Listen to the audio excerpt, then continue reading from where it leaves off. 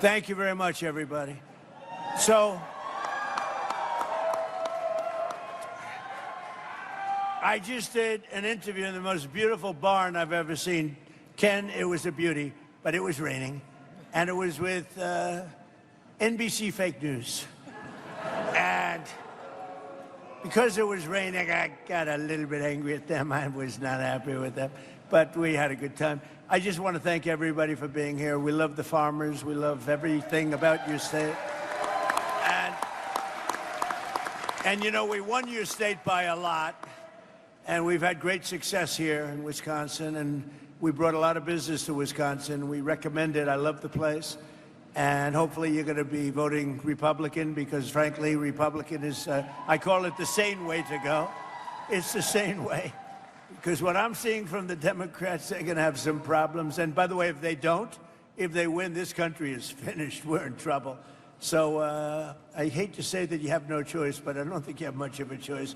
These are some very sick puppies that I'm looking at that are running for office. And on the other side, I call them the Democrats, D-U-M. You take out the B. A lot of people don't know dumb has a B. You take out the B, and you change the E, you put the U, and you have a Democrat. But their policy is just outstandingly bad, and it's really bad for the farmer because we were having record stuff, and then we had to put out a fire. We had to extinguish a nuclear weapon, a capable nuclear. This was going to be a very capable country that was going to have a massive nuclear presence, and we weren't going to let that happen. Nobody wanted that to happen, and we've largely finished that, you'll see. And one way or the other, it's finished. One way or the other, it's finished. It's either finished with a piece of paper or finished a more difficult way, although you could say a much easier way. As you know, with Iran, they have no Navy. 159 ships in 4 days. Even Ken is impressed by that. 4 days, 159 ships at the bottom of the sea. Not that we like that, but that's the way it is. And the blockade is unbelievable. There's never been a blockade like that. The Navy is. We have the greatest military anywhere in the world. There's never been a military like it.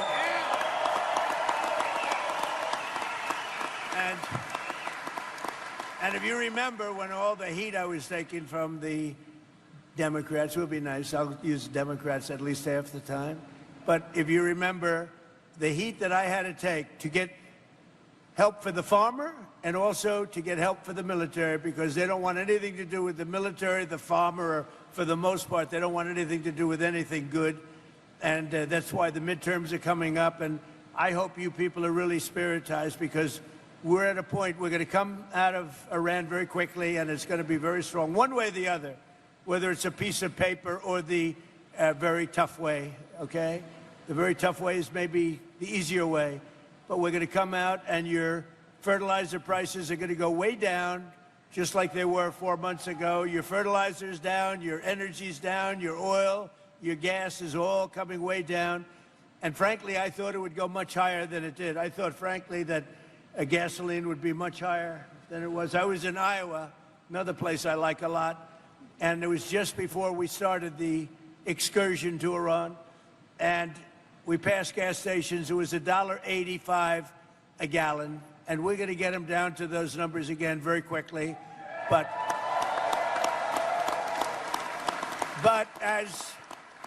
as they say in the farming business, we had to take care of business. Look at this guy over here. I don't know who the hell he is, but he is one hell of a specimen, I can tell. This guy, this is one hell of a physical specimen. I thought I was big until I met you, Joe, you know? You're fantastic. That's what I like. Anyway, I just want to let you all know that I'm thrilled to be here at Custer Farms, and Ken and his family, they're amazing. I took pictures with them backstage and got to know them a little bit. They're really amazing people. They built this country. You all built this country. Not the complainers, not the wise guys. You all built this country. And I just want to...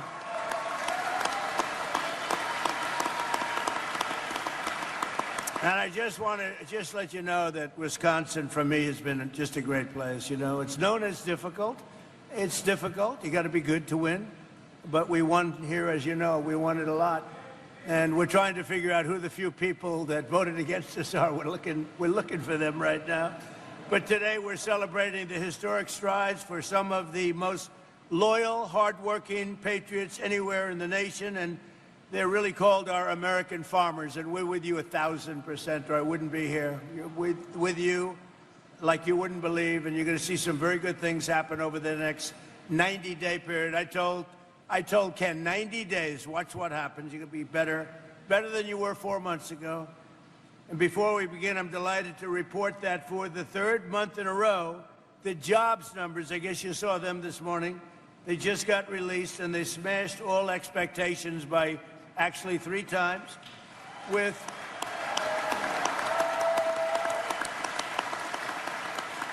and this is during a military conflict. I call it that because it's really not that much of a war, but it's a military conflict. It's a practice.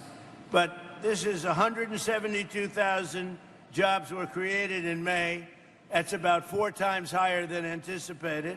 And experts predicted 30,000 jobs. These are the strongest job numbers of the entire administration so far. And that's during this conflict on top of it. So it's great.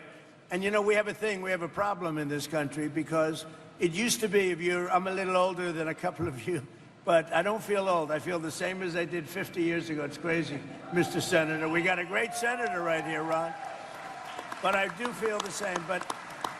But in the old days, you know, if you had good job numbers, like great job numbers like they announced today, the stock market goes up. Today, everything is crazy. The whole world is crazy. So when you have great job numbers, the stock market goes down because they think interest rates will go up. And when interest rates go up, they stop inflation. Well, you know what else stops inflation? Growth actually stops inflation.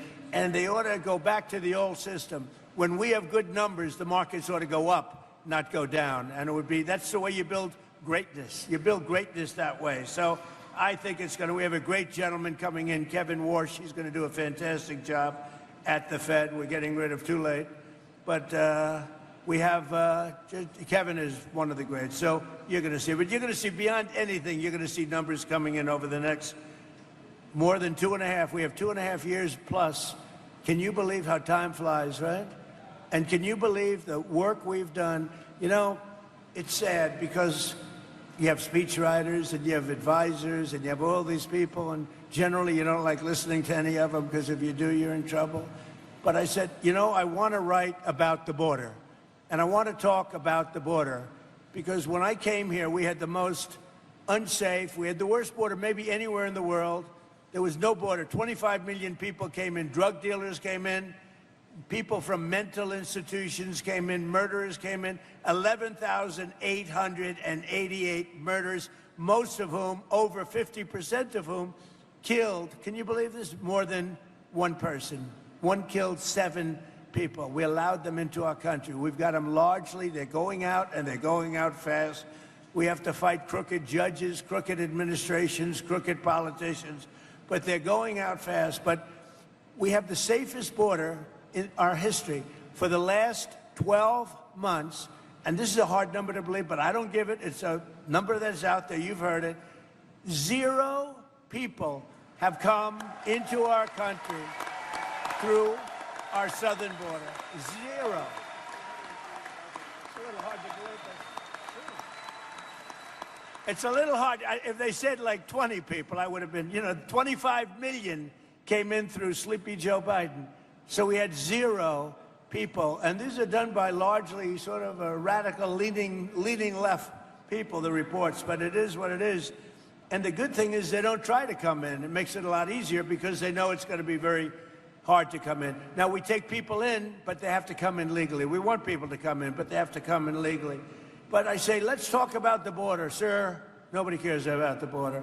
I said, I won the election on the border. Let's talk about the... Sir, I'm telling you, nobody cares, Ron. Nobody cares about the border. You fix the border. I want to brag about it. Sir, they want to hear about other things like fertilizer.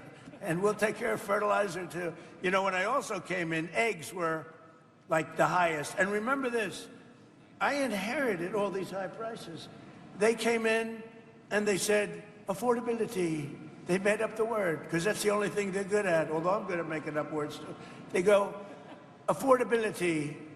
I was there one day, and I said to our great Secretary of Agriculture, what's with the egg prices? So on my second day, I gave a news conference, which was more news conferences that Biden gave in like 6 months. But he almost did. He didn't do it. Yeah. Sleepy Joe was not heavy into news conferences, all right? He'd take one question, he'd go, oh, let's see, Jim Smith from NBC? I don't do that, they just start screaming at me. But, so I had a news conference on my second day, and they said, what about eggs? What about eggs? Tell me about eggs. I said, what's the story with eggs? Give me a little hint, what's with eggs? They said, what's happening with eggs?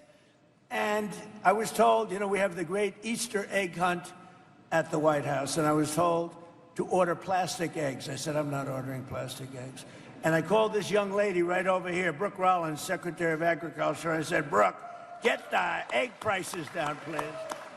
And she got them down. And by the way, speaking of, Tom Tiffany is one of the best congressmen in our country. And I was there, I don't know, 7, 8 years ago, right at the beginning. I endorsed this guy. I had no idea, but I liked his last name. You know why? Because I bought the air rights many years ago off Tiffany, and I made a lot of money. So I saw Tom Tiffany, and I backed him, and he went like a rocket ship, and he won, and you've kept winning. And now he's running for a thing called governor, and you have...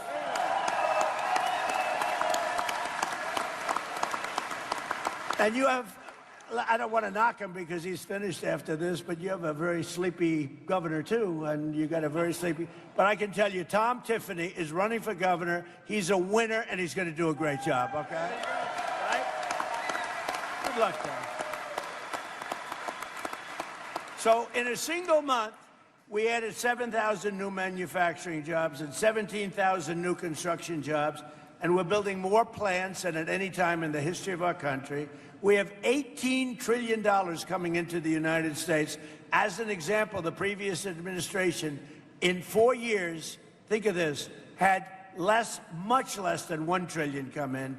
We have $18 trillion from countries and people all over the world in 11 months, not even in 1 year. So that's some difference.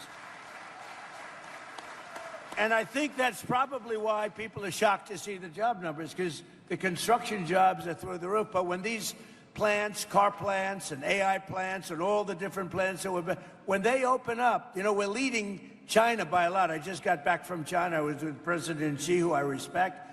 But we're leading China by a lot in the AI race, a very important race. And we're leading everybody now when it comes to cars. They're coming in from Germany. They're coming in from Japan. They're coming in from Canada. Canada treats you guys rough, you know? Canada, they put on big tariffs. We didn't meet them with tariffs. I took care of them my first term really strongly, and I am now. But Canada's been very rough. You find them rough to deal with? Yes, you're pretty rough to deal with. He's more of a diplomat than me. And we are doing well. The previous 2 months, we were revised upward by nearly 100,000 jobs. They put the numbers too low. So actually, we had 100,000 more jobs than they reported. They were obviously Democrats, right? Wages for workers continued to rise, and for manufacturing workers, wages are up more than 8% since I took office, which is close to a record. Think of that. A blue collar is doing better than it's ever done before. And your farmers, if you remember, we had a bad patch in my first term where China and other countries were sort of boycotting the United States. And I met with the farmers, and I said, I'm going to get you something for it because you've been treated very badly. And I got $28 billion for the farmers in the first term, remember? I just asked Ken whether or not he got it. He said, I did. And we're looking at something also. Right now, we're looking at something to take the place of what's happened, because it's artificial. What happened to you is artificial with the energy and with the fertilizer. So we're looking at something. But in the first term, I got the farmers $28 billion, and I'll never forget, I was in the White House. I had about 35 farmers along this big, beautiful table. Not as beautiful as this table, okay?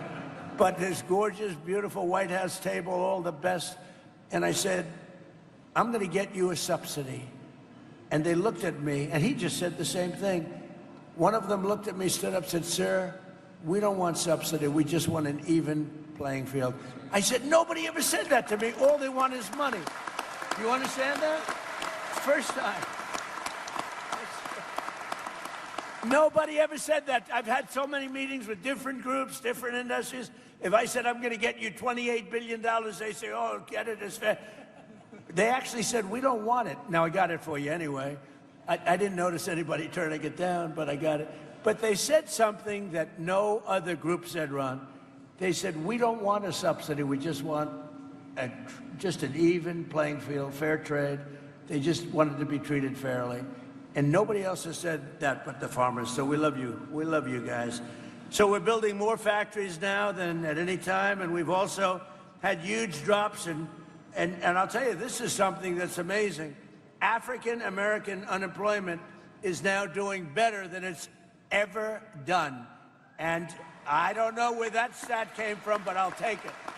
I don't know where the hell that stat came, but we'll take it. And a short time ago, we were a dead country. We were dead as a doornail. If you look, go back 2 years, we were a laughing stock all over the world. We had a president that couldn't walk up a flight of stairs. He couldn't walk down a flight of stairs either, you know. And we had everybody, we were a laughing stock all over the world. And I was with the King of Saudi Arabia because I wanted him to invest trillions of dollars into our country. Look at that whole situation now, too. It's very interesting. But he was good, and he said to me, "You know, President, it's amazing.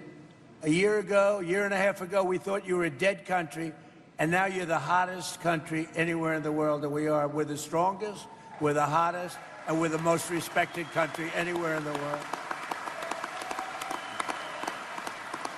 So, as I said, the stock market just hit 73 all-time records in a short period of time. We've had 73 all-time record highs. And your 401ks, who has a 401k here? Let me just say, a lot.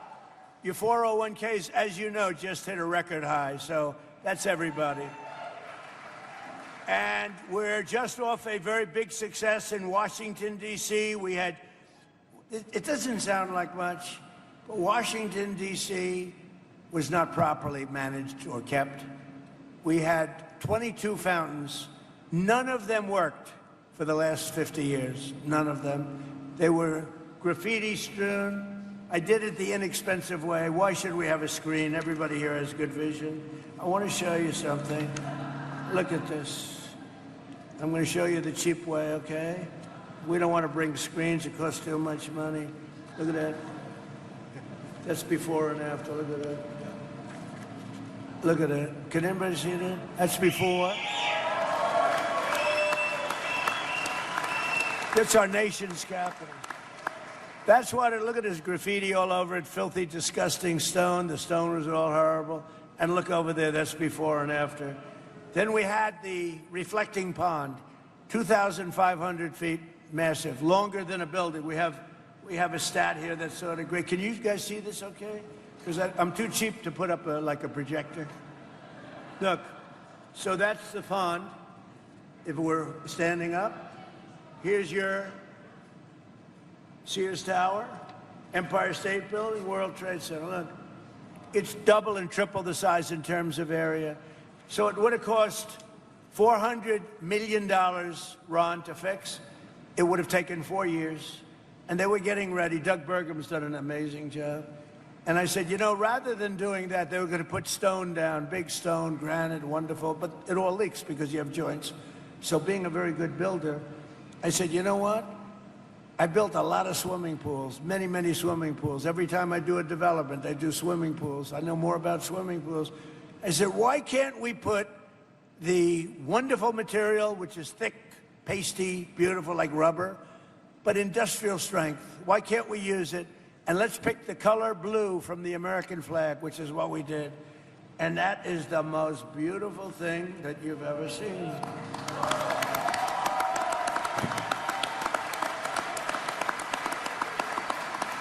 And look at that. I mean, look at that. It just opened yesterday. We just opened it. So there was going to take 4 years, $400 million. It took really about a month. Okay, it was going to. Can you imagine Washington between Lincoln? Think of Washington, D.C., between the Lincoln Memorial and the Washington. Just think about this. You know that beautiful spire in honor of the great George Washington and the beautiful Lincoln Memorial. So between there, thousands of feet long. It was built in 1922, and to be honest, it never really worked. It leaked like a sieve because it was stone and concrete. So I took over the project. Now, Barack Hussein Obama, have you heard of him? Barack Hussein Obama spent, and Joe Biden, Sleepy Joe, they spent a total of about $150 million trying to fix it. They never got it opened. It never worked. It was terrible, disgusting. It was garbage-ridden. And I said to my pool guy, I said, take a look at it. And he said, well, sir, we can do it. We'll get industrial strength. And I used some guys, not him, I used some guys, but he gave me some good ideas because he's a pro. You know, they got very upset when I sent my pool person. I said, who else am I going to send? So I sent him over, and we sprayed it and put down beautiful, like a pool coating. It'll last maybe 50 to 100 years. So here's the thing, 400 million versus like 10 million. 4 years versus a month. Can you imagine? Can you imagine? And the difference is, look, here's your Lincoln Memorial. You have the Washington Monument and the Lincoln Memorial. Look at that. Beautiful. Look at how that reflects. It's like a mirror. Off beautiful, clean water. They had like garbage. Barack Obama wanted to save money, so he took the water out of the Potomac. That didn't work out too well. A lot of things were coming out of that river into this spot. It wasn't good. So we just think of it. So like a month of this work, we actually added to it. We did the sidewalks, because once we did this, we had to do the rest because it looked so good. But think of it, 400 million versus like 10 million bucks for a better job. 4 years versus a month for a better job. We have many things like that. I talk about that all the time. We do a lot of things like that. So we're very proud of Washington. We had 22 fountains that didn't work. All of the fountains, not one fountain in Washington worked. Out of the 22 fountains, they're all looking beautiful, just like the one I showed you. And now they're clean, they're beautiful, there's no graffiti. Washington, D.C. is a safe city. It was a very unsafe city a year and a half ago. And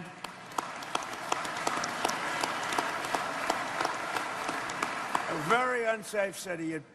Your child would go to see the Jefferson Memorial or the Washington or the Lincoln or any of them and would oftentimes not come back. It was a horrible place. It was horrible what was happening. And we put our great military in there. We did a job. We removed 5,000 people that were career criminals. 2% of the people, think of this, 2% of the people, did you know this, Ron, create 91% of the crime. And I love that statistic because you can get rid of 2%. And we took them out. We brought them back to where they came from. They came in, many of them came in through Sleepy Joe's open border policy, one of the craziest policies I've ever heard. So we saved a lot of money. And you go to Washington, D.C., new grass. People say they don't even recognize it. We did that all in a little bit more than a year. And even I said, I mean, it's amazing. But maybe the biggest thing is we don't have, it's considered now a very, very safe city. And you can go there and you're going to be 100% perfect. We had the restaurants were all closing and now they're opening up. They don't have enough restaurants anymore. It's like, it's a beautiful thing to see. Every day my administration is fighting to protect and defend the jobs and livelihood of our great farmers. I love our farmers, our growers, agricultural producers, ranchers from coast to coast. Under the last administration, Biden and the radical left Democrats in Congress crushed farmers with brutal restrictions, crippled you with the worst inflation. So the Biden administration had the worst inflation in the history of our country. They say 49 years, 48 years, but whether you say 48 or forever, I think it was forever. We had the worst inflation we've ever had, and think of that, and failed to negotiate even a single new trade deal for our farmers. They didn't negotiate one new trade deal for our farmers. I just made a great deal. I came back from President Xi, and he's buying billions and billions of dollars worth of soybeans and other things, and you're seeing that starting to kick in. Thank you. So by contrast, in my first year back in the Oval Office, average farm incomes for agricultural producers in our country have skyrocketed by more than 20%. Now, it's been over the last couple of months since we went in for the military operation. You've seen fertilizer go up and you've seen energy go up. It's going to come down to where it was or lower. You'll be very happy. Otherwise, Ken is going to call me. He's going to bawl me out, and I'll say, oh, sorry, Ken, I was only kidding, right? All right? He knows I'm going to do it. With Republicans in Congress like Tom Tiffany, like Derek Van Orden. Where's Derek? Derek. This guy he fights like hell. He's in a little bit of a community that tends to be on slightly a little bit more than we want and left, but he loves them all, and he's very popular, and he's going to win by a lot. You're doing well. I understand you're really doing well, so thank you, Derek. And he's a real fighter, and he's a great guy. We've been friends right from all of us. We've been friends right from the beginning. So we passed the largest tax cuts in American history with a great, big, beautiful bill. We made the small business tax deduction permanent, benefiting 98% of the farmers and ranchers. We gave you 100% expensing and bonus depreciation. So when you buy a new tractor or anything else you buy, you're allowed to deduct it. Do you buy any new tractors? Got a lot of nice tractors back there. Got a lot of tractors back there, by the way. But so you can deduct it, the full cost of the tractors, 1 year, any equipment, 1 year, all. You can deduct it all in the first year instead of over a period of many, many years. And we also saved the $2 million. Thank you very much. That's a big deal, actually. We also saved the $2 million American farms from, think of that, from extinction by ending. What we did is we got rid of the estate tax or the death tax. So if you love your child,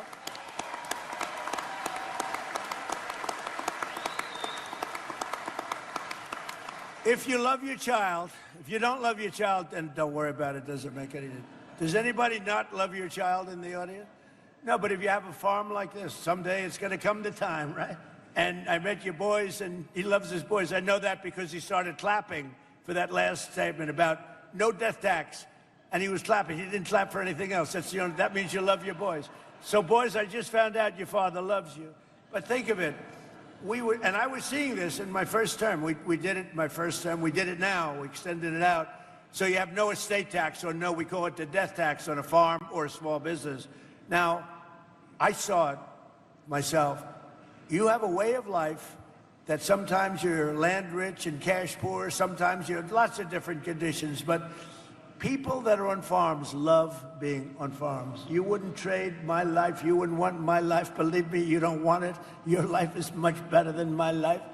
I will tell you, your ear wasn't a little pierced over here. You didn't get pierced. You have a nice, safe, beautiful life. But I've seen it with farmers maybe more than any industry.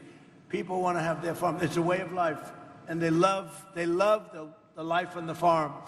And the family would leave, the father would die, the mother would die, leave it to the kids.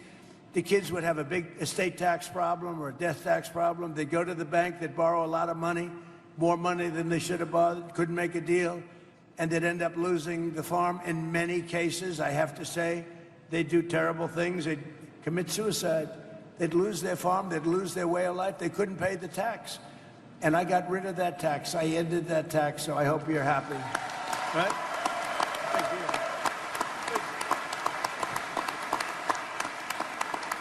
And the Democrats fought me on that, by the way. If they ever got in, I think they'd end that. But if something happens, if you love your child, you want to leave it. You have no estate tax, no death tax to pay. And every single Democrat in Congress voted against these critical measures. They voted against the no tax on tips, no tax on Social Security, no tax on overtime. They all voted against all of this stuff. They voted against a tax reduction.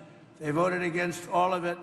And they voted against saving your family farms from the death tax. So just remember that when you go into the polls, because they'll change it back immediately. There's something wrong with these people. all of these things that we have done. And Tom, Tiffany, I have to say, you were so helpful. And Derek, what the job you've done with me and helping to get it passed. And let me tell you, that man is a senator. He loves the farmers and he loves your state. And he doesn't care about anything else. He wants to make sure you get treated fairly. And there's no better advocate. You have no better advocate than Ron Johnson. So thank you, Mr. Senator. Thank you. Good. And he'll be a hell of a governor. I know the guy, he'll drive you crazy. He'll be calling me, President, you got to send more money to Wisconsin. Leave me alone, all right? He'll do well, too. Thank you. As president, I fought for the American farmer like no one has ever fought before. Nobody's, like I'm up here today, I don't need this. I got elected, I don't have, what the hell do I have to be here for? I got elected, I'm here because I like the farmer. I mean, when you think about it, I guess there's a lot of truth to that, right? I could be home right now in the beautiful White House enjoying watching somebody else on television talking. On day one, I terminated the insane electric vehicle mandate. They wanted your tractors to be all electric. They wanted your cars to be all electric. And, you know, look, Elon, he had a bad moment, but now he's a friend of mine again. He had a very bad moment. He's 80% brilliant and 20% he's got little bad moments. But I love electric cars, but you know what? Not everybody wants them, and not everybody, in terms of distance and lots of other things. And I think they're great, but I also want to see all gasoline. I want to see the hybrids, which are great. I want you to have anything. And they wanted your tractors, you know, they wanted the tractors to be turned into all electric.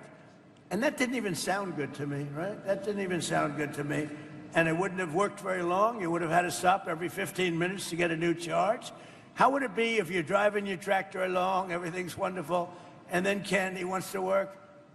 He goes, oh man, I gotta go get a new charge every 10 minutes. That's not too good, right? You'd rather be able to operate it for about 4 days before you fill it up, right? So anyway, so we solved that problem. We ended the electric mandate, okay? And on day one,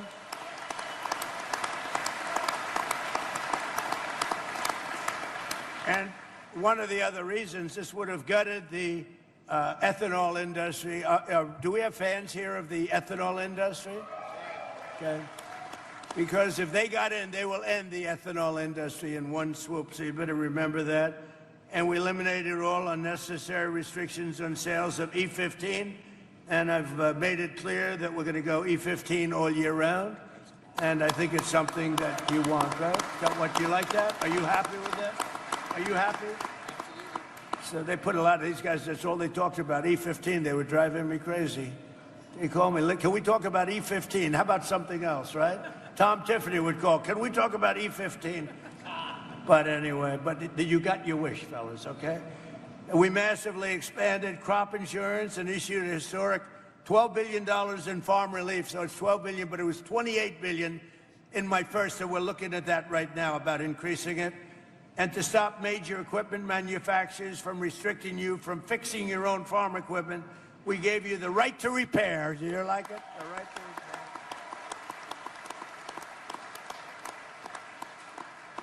It was a little strange. I mean, some of you are better mechanics than the people at John Deere. And I will love John Deere, Mr. May of John Deere.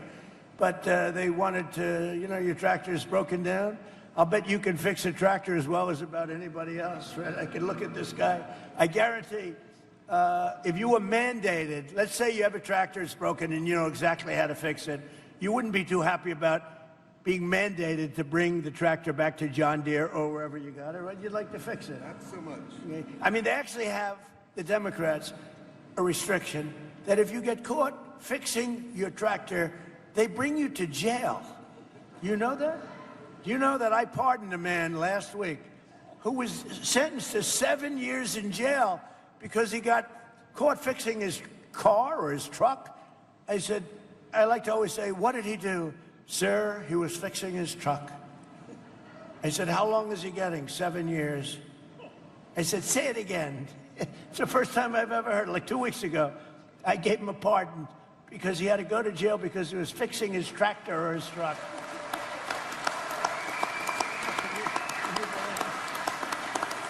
So I promise, Ken, if you ever get caught fixing your tractor or truck, I will give you a pardon, okay? No, but these are the crazy Democrats. That's what they want. I terminated the ridiculous so-called diesel exhaust fluid requirement. Does that mean anything to you? Big, right? Joe is happy, so I want to keep him happy just in case he gets violent. He's happy. And I repealed the Biden-era EPA, just the crazy waters of the United States. It sounds so nice. It's the worst rule that you've ever had. Waters of the, how could it be nicer? What a beautiful title. It was like taking your land away from you. It was horrible.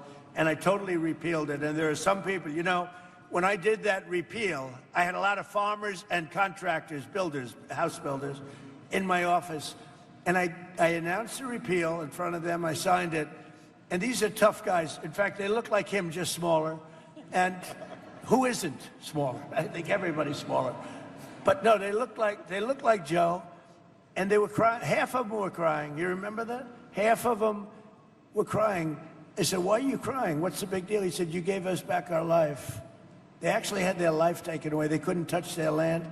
If they even touched it, they were in violation. They also would go to jail.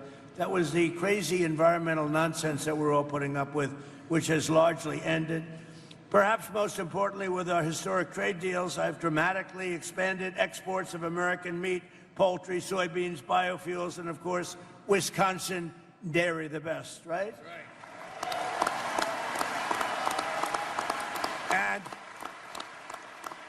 And I just see that dairy exports have surged nearly $1.2 billion under our leadership, and this is with a conflict going on. Remember what I said, Ken, when this conflict ends, you're going to see things that you've never seen before, because we are ready to rock. We've never had this kind of investment coming into our country. Nobody else has either. Nobody has ever had anywhere near, not even near, including China, nobody's had this kind of investment coming in to a country. So, increasing 41% to Japan, you've increased your sales. 41% to Japan, 48% to the Middle East, 61% to European Union, 63% to South Asia, and 85% to Australia. So you're doing pretty well. You're going to see it, and you're going to see it a lot better in about 3 months from now. I also signed something that you may or may not like. I don't know. It sounded good to me. It didn't sound very bad to me, but people love it. I also signed the Whole Milk for Healthy Kids Act. You know what that means?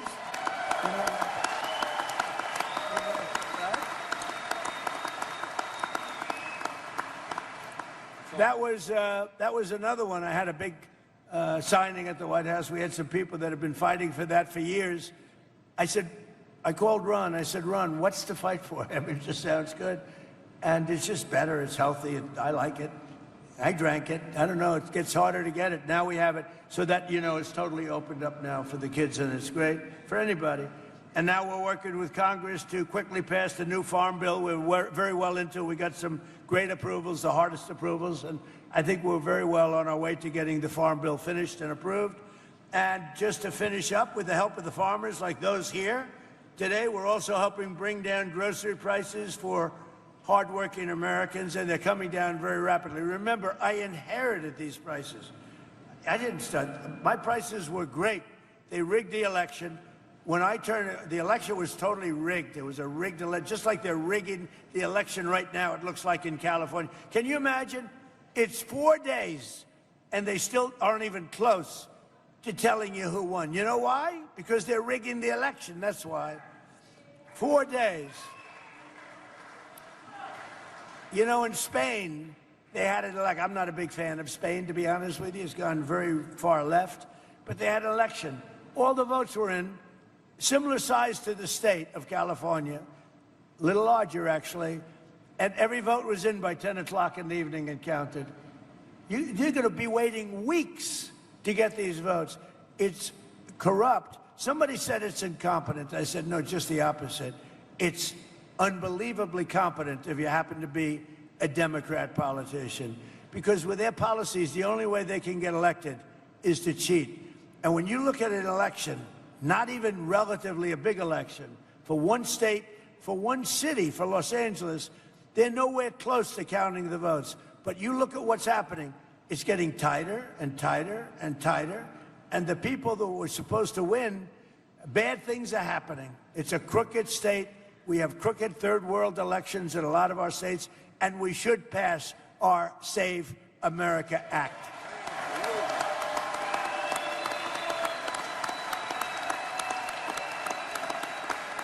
Amazing.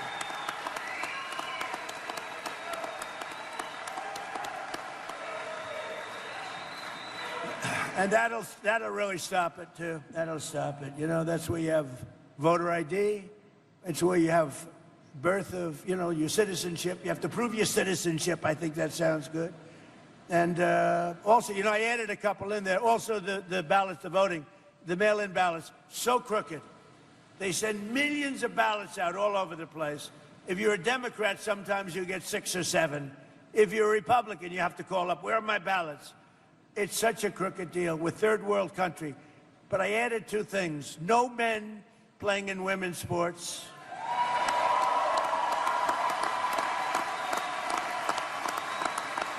And this is like best of. No transgender mutilization surgery on your child, on your children. None. So we added them in. So we inherited very high costs, and we're getting them down. They're coming down very rapidly, and when fuel comes down, they're really going to come down. And I just want to say it's an honor to be here. We have Senator Ron Johnson, we have Congressman Tom Tiffany, we have Congressman Derek Van Orden, we have Hall of Fame offensive lineman Joe Thomas. Oh, that's look at the size of this guy. Good boy, oh boy. So you're a Hall of Fame. Did anybody get by you? Never. Huh? Never. He's a good-looking man. That's great, Joe. It's great to know you. Really good. Great career, too. I know who you are. Former president of Leinenkugel Brewing Company, Jake Leinenkugel. Thank you, Jake. The owner here of Custer Farms, and he's a great guy. I think I can almost call him a friend. We had a great time back there. And a wonderful family. Ken, thank you very much.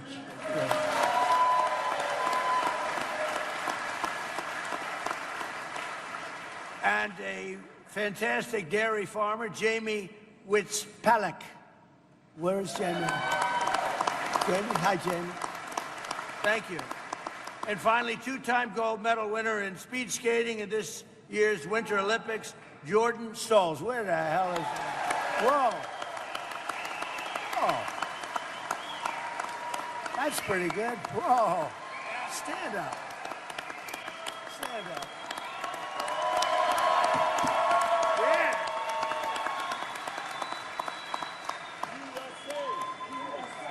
USA! USA! USA! USA!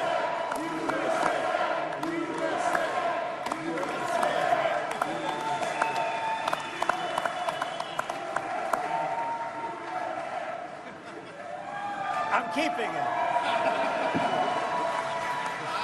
I'm keeping it, Jordan. I'm not giving it back. I'm a very good guy for keeping gold. I like gold. I'm never giving this back. Congratulations. I forgot to touch his leg. I didn't want to do that. But I can tell you one thing. His leg is like a rock. That's fantastic. 2 gold medals. Wow, that's big stuff. Thank you. It's an honor. And speaking for my other athlete up here, that's pretty good, right? Too. And you go through big competition with a lot of great athletes, right? Are you going to be doing it again? Another Olympics? I plan to be doing it until 2030, as long as I can. Until Salt Lake City in 2034. Well, we'll so be that'll be on home soil. We're going to be watching, okay? You could do it again. Right. So, if we'll go in order if I can, and we'll start with Brooke Rollins and go to Ron Johnson and Tom Tiffany and Derek. And Joe Thomas, would love to have you say a few words, because you can tell us about real tough life, and it's tough in those pits, right? Pretty nasty people in there. You meet some large, nasty people, but you can handle it. And Jake, we're going to ask you to say a few words, if you would. And Ken, and we'll go pretty quickly, because I have to get back to fighting a war in Iran. This is a hell of a speakers list. We might be here all night. Yeah, if we can, fellas, I got to get back to a place called Washington and protect you, okay? So if you go very quickly, we don't need your life story other than I like the Olympic guy and I like this guy right over here. And Jordan Stolz would like to have you say a couple of words too, okay? Hey, Jordan, why don't you start? Go ahead. Well, first I want to thank you to all the farmers who are here, and I don't think people really understand how much you guys make a difference in the country. I mean, you guys are the backbone of the nation, and for me, myself, personally, I try and eat as clean as possible, and, you know, a lot of steak, a lot of dairy, and, you know, you guys are the backbone of Wisconsin, so I just want to say thank you to all the farmers and everybody who could make it here today, and, of course, to the president. That's good. Thank you, Jordan.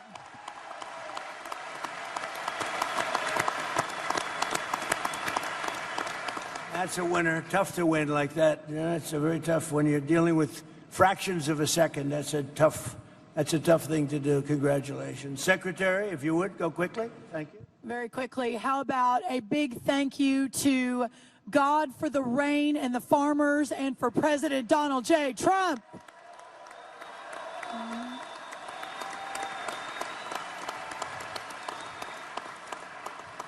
President Trump mentioned that when he came back into office, we inherited an almost $50 billion agricultural trade deficit, meaning under Sleepy Joe Biden, not one new trade deal was struck, and we lost $50 billion of market access around the world for you, our great farmers. But in just a little over 1 year, 19 new trade deals have been struck. The markets have opened around the world. We are going to break every record for dairy, for tree nuts, for corn, for ethanol, as we move the American farmer's product, the best in the world, back out to the rest of the world, while at the same time inheriting inputs that had never been so high in the history of our country, whether that was fuel, fertilizer, labor, interest rates, seed, one after the other, and those numbers all were coming down significantly, and as the president promised, will soon come down very soon again. Sir, there is no better American than the most American of all Americans, and that is our great American farmer. God bless you. Thank you so much, sir.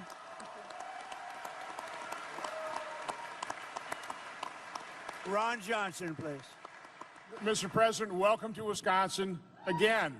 You certainly have paid a lot of attention to our state, and we truly appreciate it. Like you, I met with these great farmers backstage, and you nailed it. They love farming.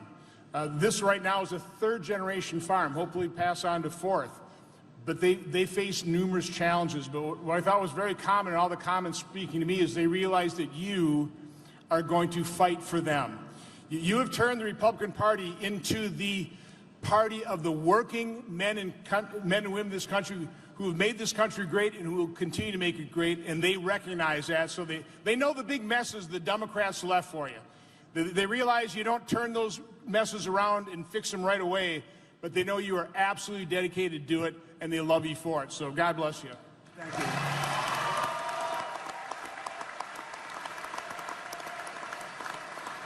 So your next governor, hopefully your next governor, Tom Tiffany. Please, Tom. Mr. President, where we sit here today, I grew up about 30 miles from here on a dairy farm, milking cows with my brothers and sisters. I want to thank you for signing that bill, whole milk for healthy kids. There's no reason kids can't have whole milk in our schools. Thank you very much for that. And I also want to thank you, and I want to thank the Secretary of Agriculture, because you've stood up for forestry. We are now once again managing our forests here in America that have been left in decline for 3 decades. You are doing good things on that front. And the final thing that I want to say to you, that gentleman to your right was the impetus 6 years ago when I came into the Congress of the United States, showing what a disaster it was to convert our beautiful, productive farmland in Wisconsin and across America into intermittent sources of power like wind and solar. He was the impetus behind me talking to you about that. Remember July 2nd last year when we had that meeting in the White House? This is what we talked about, and it has led to higher utility rates, and it has led to the destruction of our farmland. We're not going to allow that to happen here in the state of Wisconsin.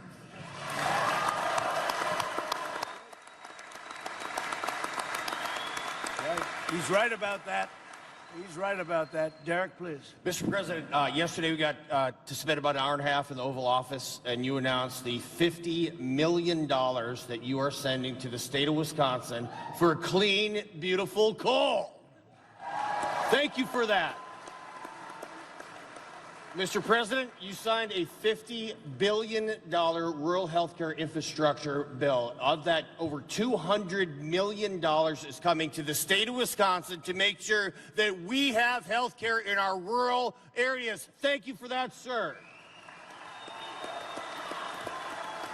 You signed whole milk for healthy kids into law, sir. You just reopened every single domestic market in our schools, and that is amazing for the MAHA movement, for our kids, and for our dairy farmers. Thank you for that, sir. Thank you, Derek. Last thing, E15. We are bugging you, and this is the thing about the president you don't know. You call him, he answers the phone. And he understands these issues inside and out. So when he was sort of joking about us talking about E15, sir, you took that on board hard. The only reason that E15 year-round got through the Congress is because of Donald J. Trump, and that did so much for our row croppers, sir. Thank you very much, and welcome back to your second home.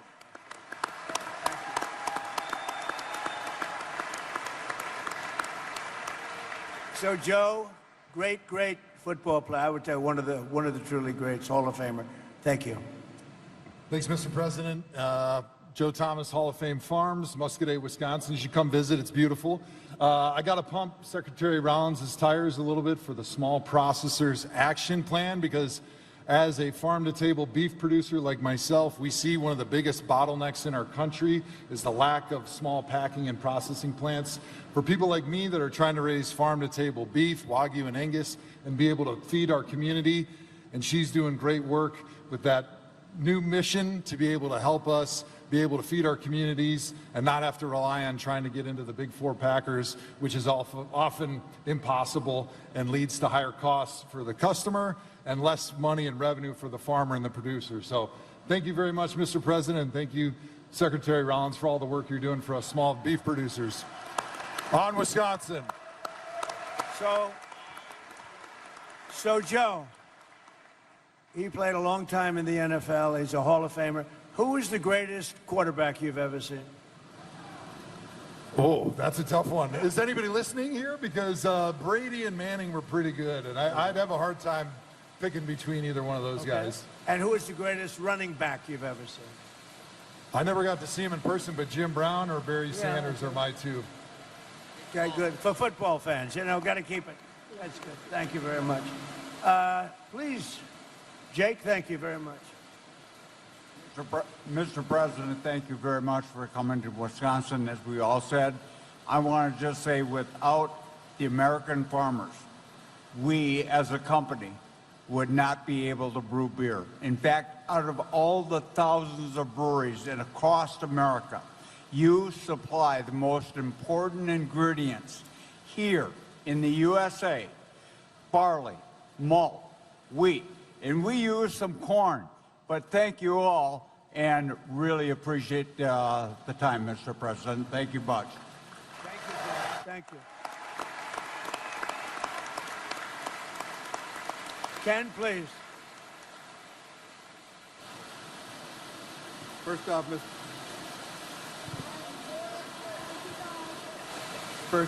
President, it's an honor and a blessing to have you here. We are, there isn't the sound on the roof is a blessing. We American farmers risk a lot and count on God's blessing. And our forefathers in this country understood that. That's what makes us great, is God's blessing. And I thank you for being who you are, the integrity that you hold, doing what you say you're going to do. You make the right decisions for America. They aren't popular. Thank you. And we as farmers have lost, as Secretary Rollins talked, a tremendous amount of our trade, and that's all we need is we can compete with anybody in the world. We need fair trade. Yep. We lost a lot during that last administration. We're bringing it back. We're bringing it back. Jamie, please. Thank you. Thank you, Mr. President. So I want to say, as a dairy farmer and a mom, I don't know why it's doing that. Let's go a little bit further back. Yeah. As a dairy farmer and a mom, I see how important it is for these policies to be put in place, not only for the families that are growing the food, but for the people who are consuming it every day. I was so excited to witness the signing of the Whole Milk Healthy Kids Act. I didn't even know what to think because in reality, it was common sense to me why we don't have those options for our children in the schools. Whole milk provides essential nutrients that our kids need for bone growth, muscle growth, and brain development. So I was really excited to be part of that. And as our dad always said, drink milk, it does a body good. That still stands true to this day. So thank you, President Trump and Senator Rollins. Thank you.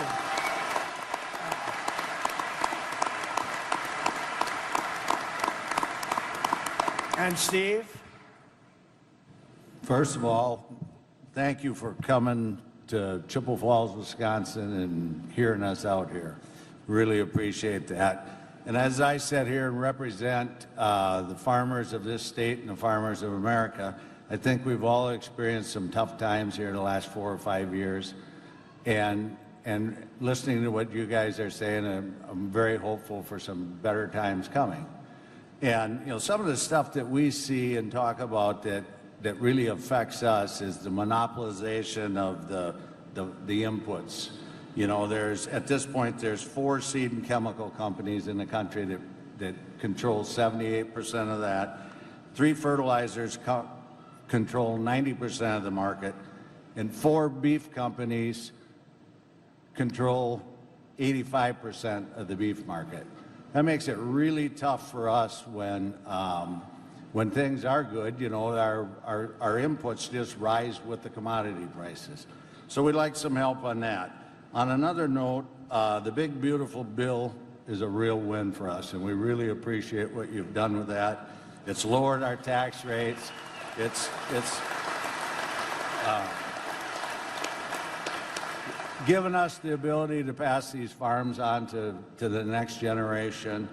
You strengthen the crop insurance. You know, I think that all that stuff, and another thing that I want to mention is the border deal. We feel really blessed to have the control you put in place on the border. And other than that, I think you've done a great job. I'd like to add one more thing. We're in the pipeline construction business, and I was sharing with Secretary Rollins there that, you know, we were a 8,000 person company under your first administration, and we went down to 12 to 1,500 people now. And it's just starting its way back up, and we're in the middle of negotiations on a big project in Alaska called Glen Farm that I think you're very aware of. And we're in the final stretches of that, so I know that's not farm related, but if there's any help we could get out of you guys for that, I think that's a real big piece for our energy security of this country, and that's all I have. Thank you. Which we'll take care of it. You all right? Anybody else? Would you like to say something?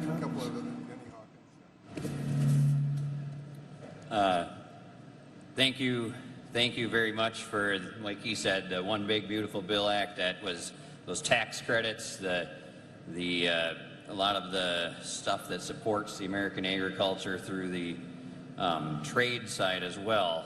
We've got fair trade has been a challenge in America lately, and we need to get what we deserve for our products. And I thank you for putting in the effort and doing the work and getting, you know, we'd rather have fair trade than the subsidies like previously mentioned.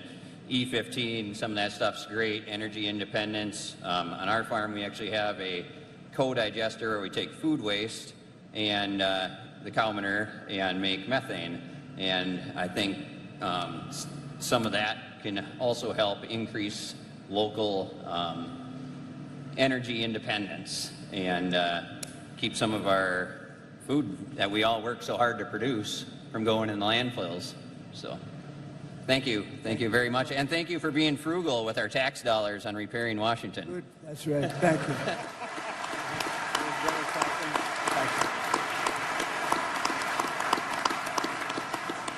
So I just want to thank everybody. This is great. You're amazing people. You built this country. You built the country. We have all the complainers, all the people, they talk. They don't do anything. You're the ones that made America great, and we're making it greater than ever before. We have Make America Great Again, but we're now making it greater than ever before. So I just want to thank you all. It's an honor to be with you. We're straightening out a little unfinished business in Iran and a couple of other places. Tremendous success that we had in Venezuela, as you know. We're doing amazing oil business there right now, and it's been incredible. But I just want to thank everybody for being here special, and I want to thank you really for your support. We won in a landslide, and I just want to thank you for your support. Thank you all, and Ken, thank you very much.